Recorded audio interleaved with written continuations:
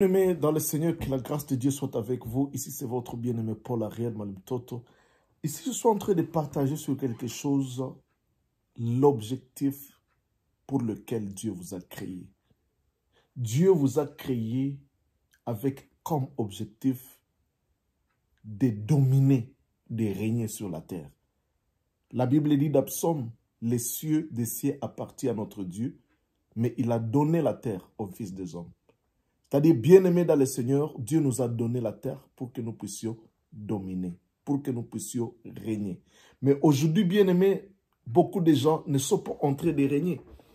Ils vivent dans la médiocrité, ils vivent dans la mendicité. Ce n'est pas le plan de Dieu sur ta vie. Quand l'homme a péché, il a perdu sa royauté. Il a perdu parce que Dieu l'a créé comme roi pour dominer, pour assujettir. Mais l'homme, au lieu de dominer, d'assujettir, il s'est retrouvé, après avoir vendu sa royauté au diable.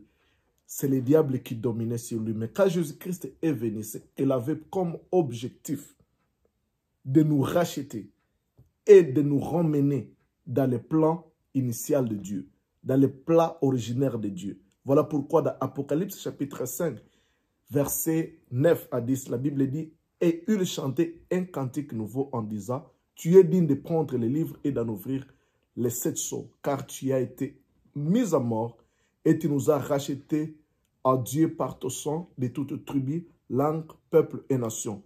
Et tu nous as fait rois et sacrificateurs.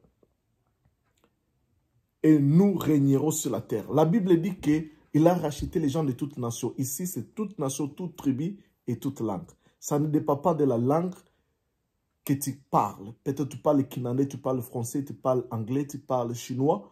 Dieu t'a déjà racheté. Et la Bible dit que nous avons été rachetés par le sang. Et l'objectif du rachat, quand Dieu nous a rachetés, c'est pour faire de nous des rois et des sacrificateurs. Dieu est venu restaurer des tribus. Parce qu'en Israël, il y avait 12 tribus, mais il y avait 2 tribus qui étaient vraiment honorables et qui avaient une haute position. La première, c'était la tribu de Juda. C'est de là que venaient des rois. Et il y avait la tribu de Lévi. C'est de là que venaient des sacrificateurs. Alors, Christ est venu faire de nous ces 2 tribus. Il est venu faire de nous, lui comme le roi, le lion de la tribu de Juda. Il est venu faire de nous des rois. Et un roi a comme destinée de dominer, de régner. Et un roi n'est pas un mendiant. Frères et sœurs, quittez la mendicité. Quittez cette vie de mendicité même devant la présence de Dieu. Parce qu'aujourd'hui, les gens se présentent devant Dieu comme c'était des mendiants qui sont en train de mendier auprès d'un Dieu, d'un Père, d'un homme là, méchant. Please. Pardon, aide-moi, vraiment je te supplie, je te demande. Non, le roi fait des déclarations. Dieu, par Jésus-Christ, il a fait de toi un roi. Et un roi fait des décrets. Il décrète de loi, il dit ce qu'il veut voir. Alors quand il fait un décret, c'est ce que tout le monde suivra.